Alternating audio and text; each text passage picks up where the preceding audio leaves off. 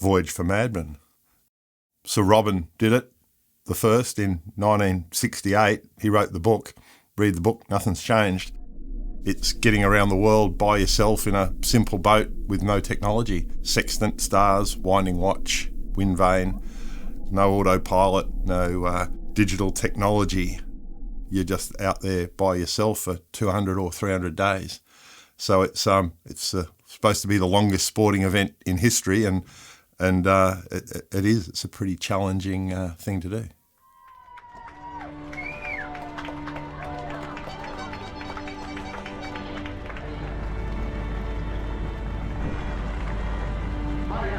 Le Subdelon turns it on, and the canal where they line the banks, it's pretty amazing. I think the start is sort of, in some ways more exciting than the finish, because you've got all the boats there at the same time, and such a great vibe. It's the culmination of a lot of effort to get to that start line, and you're thinking about the start and you're thinking about the voyage and whatever. So it's just there. You're sort of almost detached a little bit. And you're also concentrating on, the boat ahead, the boat astern, things with the boat that didn't quite get sorted, and having to say your goodbyes, and, all that sort of stuff. So it wasn't emotional such, but it was, you're sort of quite preoccupied, but sort of it's an amazing thing. And from their side, it must be a really interesting spectacle of, these little boats going around the world for 200 or 300 days. They're crazy. Anyway, here we are at sea, and we've settled down, got some sail up. We'll work out what we want to do. Getting out of the Bay of Biscay is always interesting, and it was a debacle the first time I did it, and it was a debacle the second time I did it, so I tend to make the wrong decisions or whatever. Here we are, day one. Well, day two actually. Sailing around the world, drinking cups of tea. That's what we do, coconut style. The first day or two, day and a bit, was pretty quiet, and then we had, quite fresh westerly, southwesterly breezes, and it sort of made it really hard. Trying to get out of the Bay of Biscay, getting knocked around. It's hard bloody work, I'll tell you. Hard work.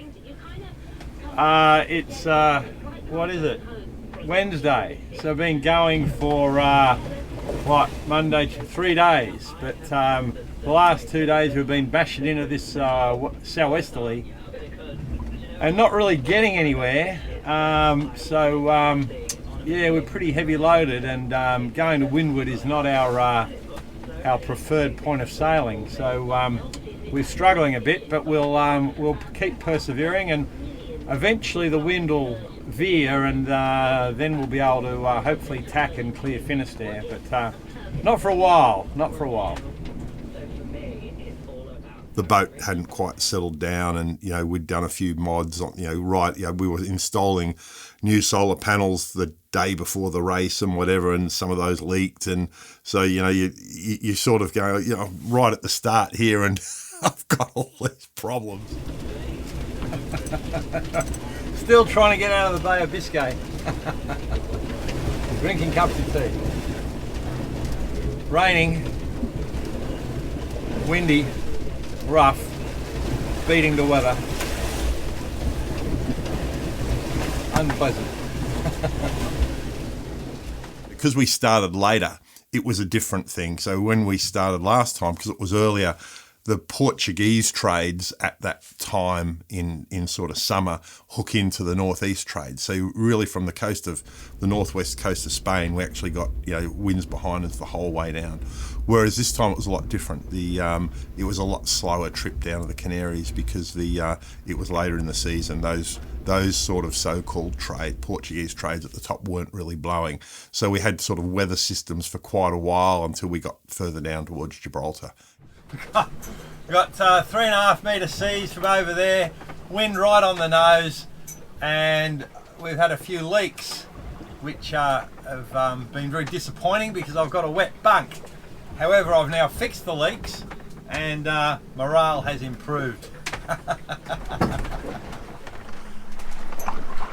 Up here's the leaking deck head that I fixed. So leaks there, leaks there, leaks there. I fixed that, fixed those leaks. Also the same on the other side there. You can see I've put some chucks up there to help it. And bit of a flood in here. Bit of water ingress. Oh, just woke up to hear that the Queen has passed away. Very sad. First time round, I really enjoyed it. I was towards the back of the pack, and but people, sort of kept dropping out, and so I think moved up to about 7th place or something like that.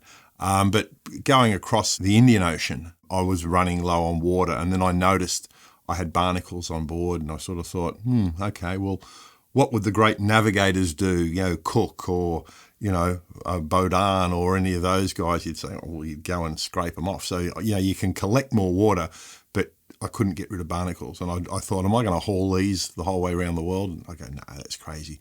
So I decided to put into port to scrape the barnacles off. And barnacles still have become a problem for subsequent races. An important thing is keeping your jocks nice and dry. So when I go on the upper deck, they come off beforehand, and they stay on my bunk to keep nice and dry. So we are on commando today. So because a bare bum dries a lot quicker than a pair of wet jocks, and wet jocks are bad. So that's life on good ship Coconut. We grew up with Sir Robin, which was, at the time of Man on the Moon. I was at school, 10 years old when those events happened, and sort of, when I was in my teens, it was before the internet and whatever, and you read books and those type of things, maybe the odd thing in the paper or a magazine article. And, it was these adventures were bigger than life. And so we knew about Chichester, and we knew about Sir Robin and whatever.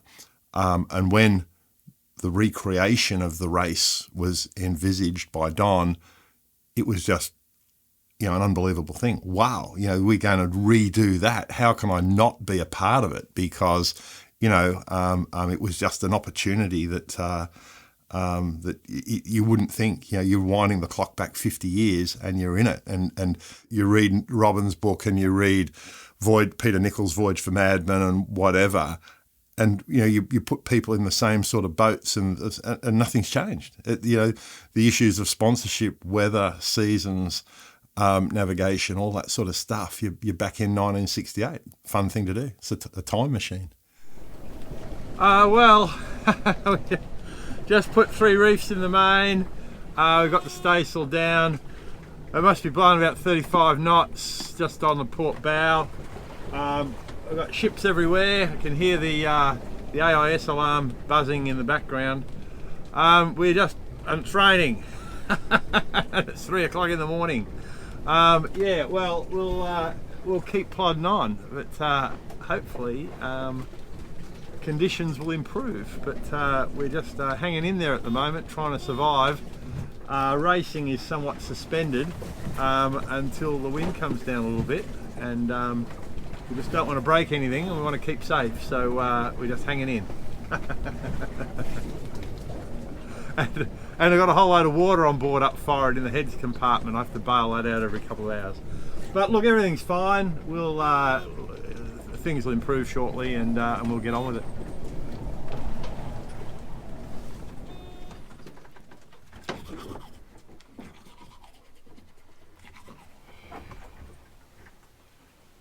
Good night.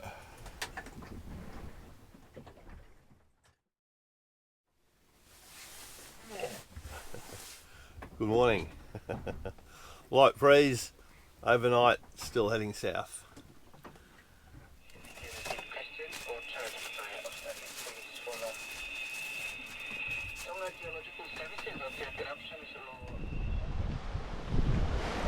Okay, we're running to the south.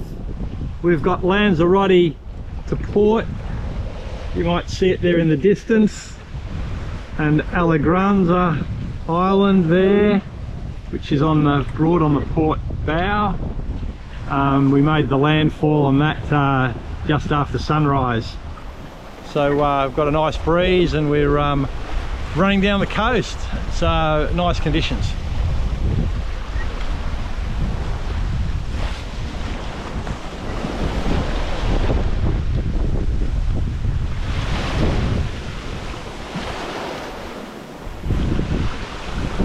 Okay, we're off the north coast of Lanzarote, and we'll be down at the film drop probably just after sunset this evening.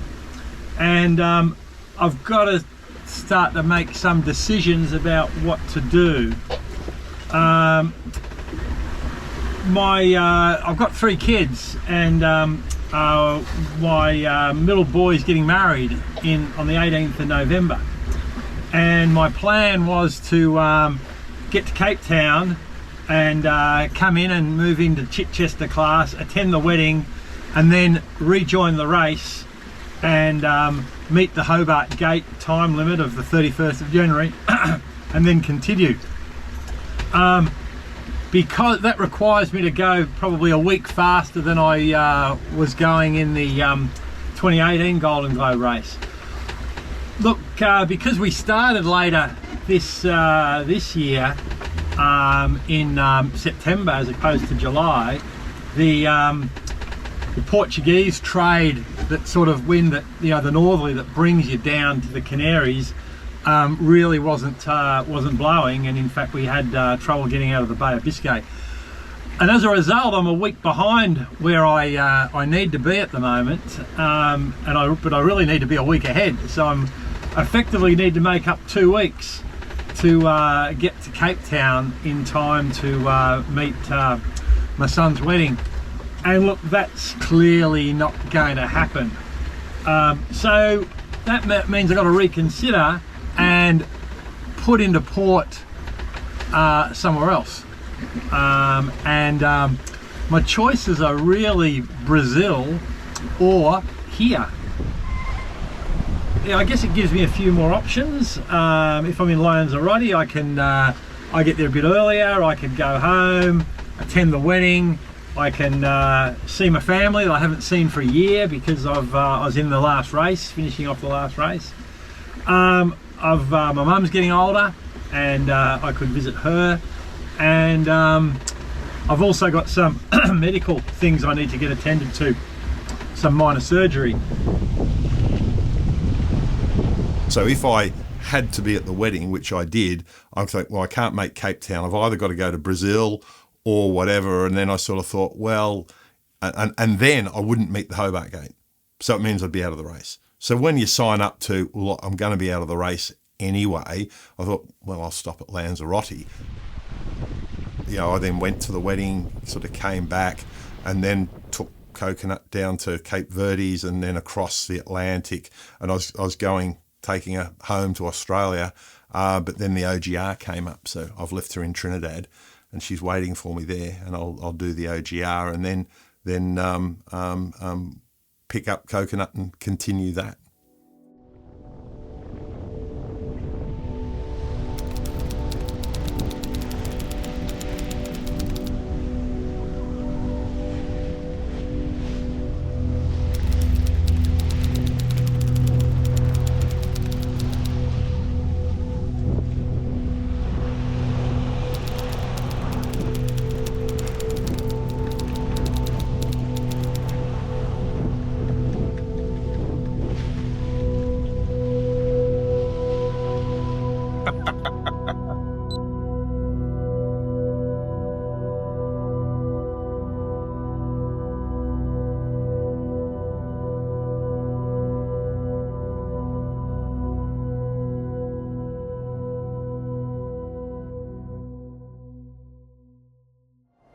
There's only about 220 people who've done it, and if you want to take on the toughest challenge there is, that's it. The Sunday Times Golden Globe will be awarded to the first non-stop circumnavigator of the world. I can remember someone coming up to me and saying, "You, this Johnny who thinks he can sail solo non-stop around the world." And I said, "We're going to try it." It was the first ever round the world yacht race. You know, out of the 9 entries, only 1 finished. But to rerun it under the same conditions makes it very, very interesting. So you're really going back in time. It's not something you do with your mind at this point. You do with your heart and you just try with yourself. This is the longest sport event in sport history. If anyone ever says this is ridiculous, he's being reckless, I'd just say, sorry, he's not. He's being a real seaman. There'll be people that will say, oh, the boats aren't safe. Do you have to spend $1 million to buy a 60-footer that does all this fancy stuff? Does the little guy not go? There's no way. The race has held that appeal because these grand authors made it sound really attainable. We're putting in half of everything we own in this race, and it'd be nice to have something left at the end. Miss! Just look at the devastation. Single-handed sailors don't obey rules, so it's a recipe for disaster. Don't come in. I can't make a jury rig. The only thing that's left is a hole. I was just praying somebody would get there before I would. I never thought I was going to see him again. We started with 18 and we're now down to 7. So you're still having fun then? Not to come here, it's very difficult. We don't need millions, to do sailboat racing. We don't need all that modern technology to fulfill a dream. I'm going to be comfortable, but I'm going to do it.